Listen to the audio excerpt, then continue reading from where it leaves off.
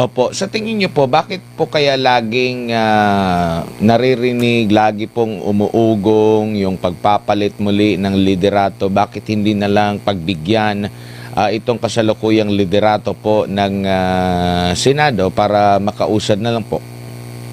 We should all support this independent majority that we now have in the Senate. Maganda yung nangyari sapagkat I think for a longest time, ngayon lamang tayo nagkaroon ng independent majority sa Senado. Palagi yan, pag may pagpapalit ng liderato, may basbas, mayroong unseen hand, at may unseen force or forces ang Malacanang o administration. Katangi-tangi yung pagpapalit ng liderato noong May 11 at ito nga ay may tuturing nating independent majority block. Sana'y manatili ito, suportahan natin yung 13 magigiting na senador na nanindigan at yan ay pinakita unang-una ni Senator Bato de la Rosa when he risked everything appearing suddenly diyan sa Senado. Pagkatapos niyan, yung 13 senador mismo nung sila'y pinuputukan diyan sa Senado. At ngayon naman ay si Senador Jinggoy Estrada na imbis na bumigay at pagbigyan yung hiling nung ilan na wag nang lumipat at sumama dyan sa bagong majority, minarapat niyang harapin itong kaso niya sa Sandigan Bayan kahit ito'y plunder o non-bailable.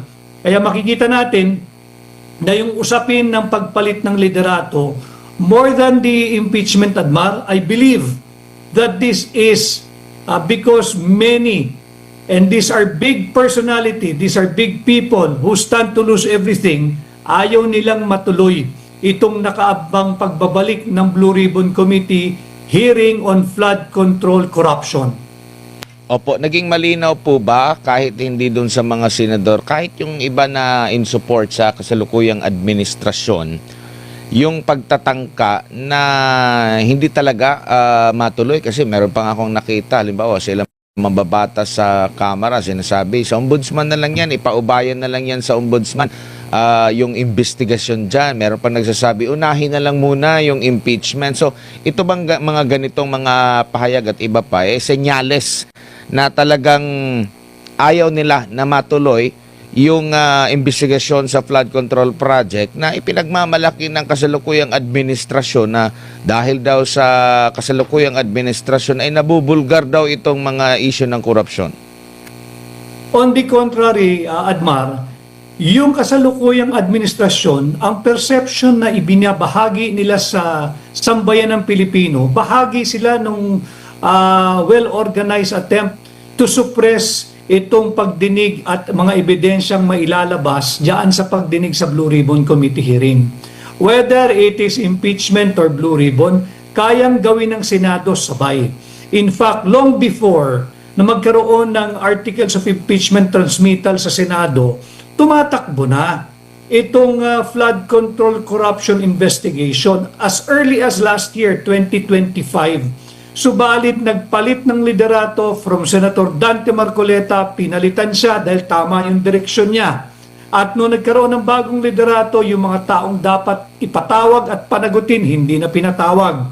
Ngayong naibalik ang nagkaroon tayo ng independent majority sa Senado, marapat lamang sapagkat ito ang inaantay ng mamamayang Pilipino, hayaang gumulong na independently ang investigasyon sa Senado patungkol sa korupsyon at kurakutan sa flood control projects, sa flood mitigation projects.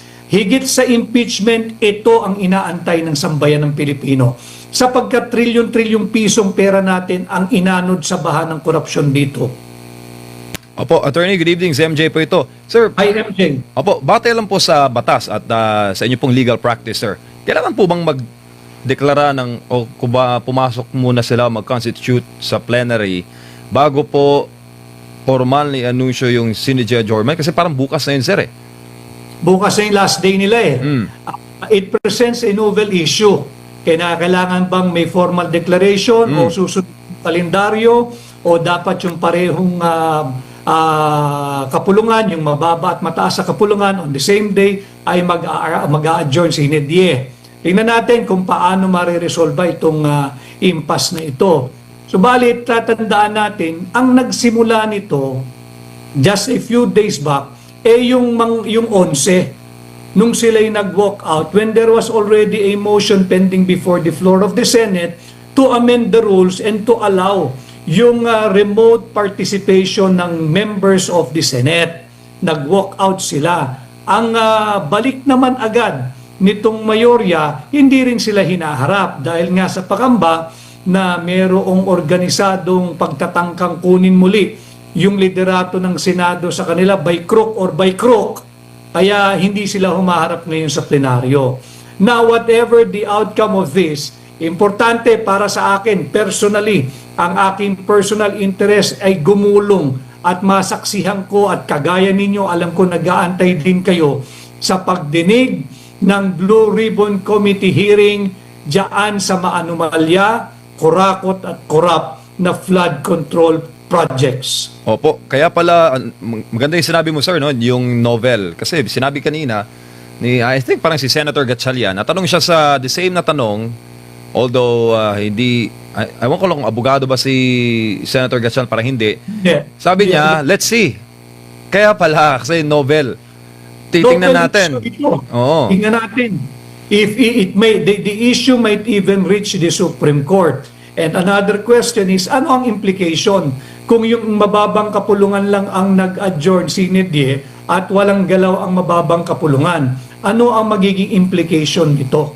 But whatever it is, again, mas higit na gusto kasing makita ng sambayan ng Pilipino, masimulan muli itong pag-iimbestiga sa trilyong pisong halaga ng kurakot at korupsyon sa flood control projects. Yan naman talaga ang gusto nating makita pare-pareho. Bakit? Sapagkat matagal ng panahon, wala pa ring nananagot, wala pa ring nakukulong na talagang sangkot dyan sa flood control corruption. Opo. Sir, noong pong 2022 elections, kayo po ay tumulong, no, sa kampanya ng Uniteam at ni PBBM.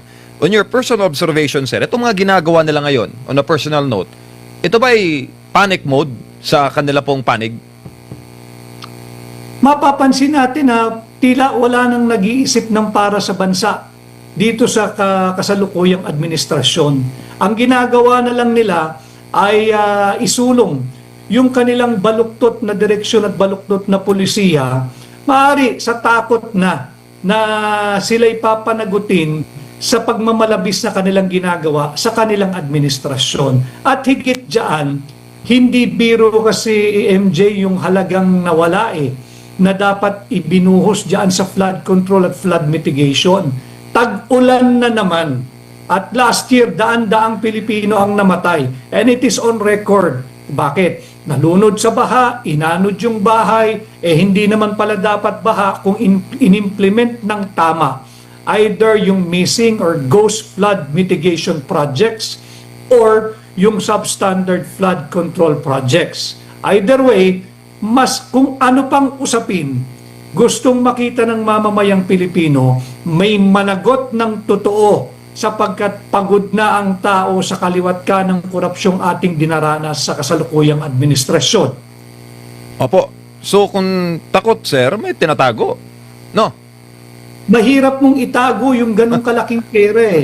And to be fair to them and to those who were named in the joint affidavits of the 18 former soldiers, they should take this opportunity with an open arm and embrace this opportunity para yung mga pangalang binanggit will be given an opportunity to face their accuser head-on diyan sa Senado. At harapin nila na kailan mo ko nakitang tumanggap ng mali-malitang pera sa'yo.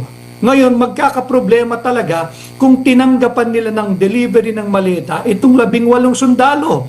Paano mo ngayon itatanggi kung tinuturo ka na at magkaharap na kayo under oath pa itong 18 sundalo?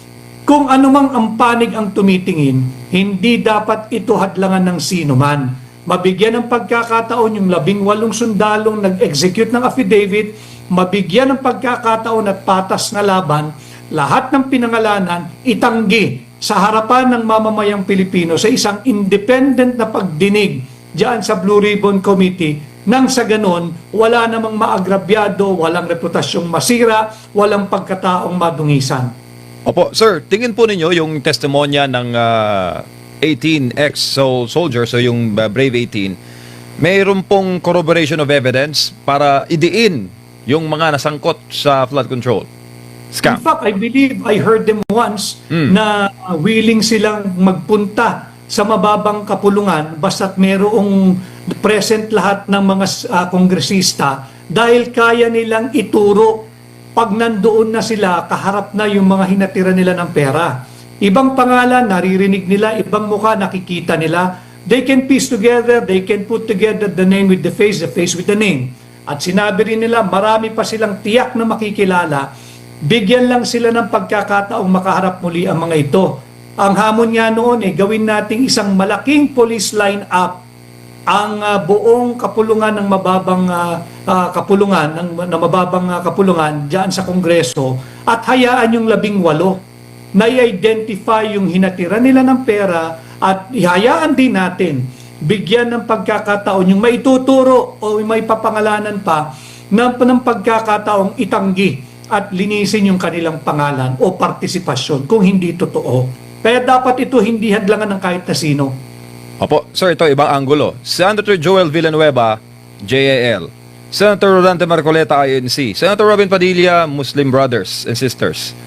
Anong tingin mo doon, sir? Kasi Senator Jinggoy, napuruhan na eh. Si Senator Bato, hinahanap na.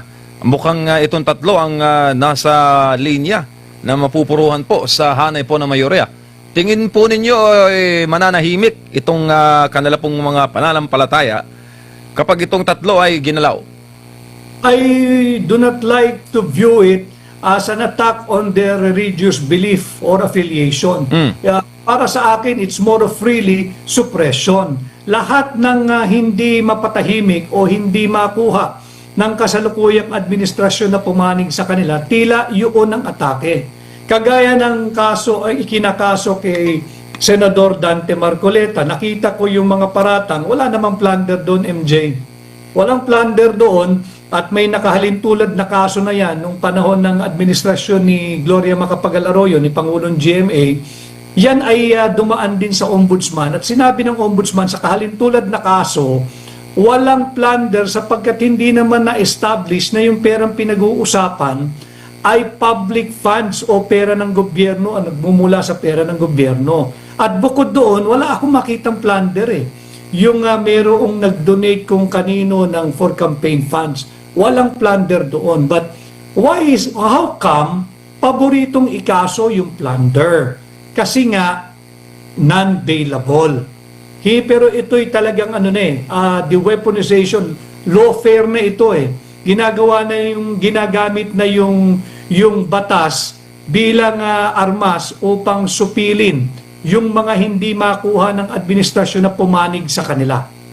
Para po mare-reconcile yung sinabi po ng Senate minority, nakatang-isip lamang yung sinasabing plano doon nila na pag-agaw sa posisyon at para bawiin po yung mga nakadakdang investigasyon sa flood control.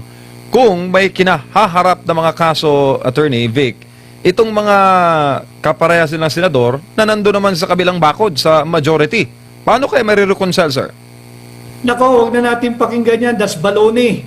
Kaya aking caveat sa mga aking nakakaharap, huwag na tayong magpa-11. Ating suportahan ang 13 para sa bansang Pilipinas. Negative 15 po ang net satisfaction rating ni PBBM. March 2026 survey, negative 3, November 2025. Tingin niyo po, sir, tataas pa ito?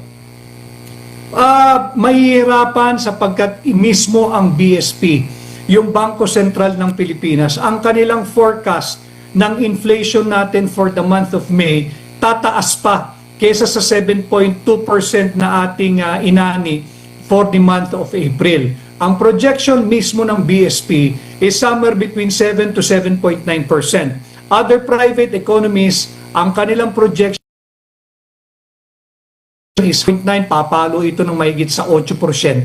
So makikita natin, hindi na lang ito usapin basta ng political persecution at issue ng poor domestic governance. issue na rin ito ng sikmura. Ekonomiya na ito eh. It will take a while before any administration, not just the Marcos Jr. administration, kung ganito yung backdrop, kung ganito yung setting, it will take a long while. Wag na natin banggitin yung mga external factors na wala tayong control. Yung meron lang tayong control, yung domestic governance issue, yung issue ng flood control corruption, hindi pa rin settled yan. Saan ka nakakita? Yung komisyon na itinatag umano para tugisin yung mga dapat managot dyan sa corruption sa flood control, una pang nagiba eh. Una pang natiklop, una pang naligpit, bago nakasuhan kung sinong dapat makasuhan. Hindi sisigla ang foreign and domestic investors' confidence hanggat hindi naayos ang napakalaking domestic governance issue natin. Huwag mo natin pag-usapan yung external factors. Wala tayong control dyan. But you have to remember, even before the advent of the Middle East conflict, ang ating GDP pababa na ng pababa. 3.9 during the third quarter of 2025, 3% during the fourth quarter of 2025, and 2.8% during the first quarter of 2026. Wala pang Middle East crisis noon, pabagsak na talaga. Why?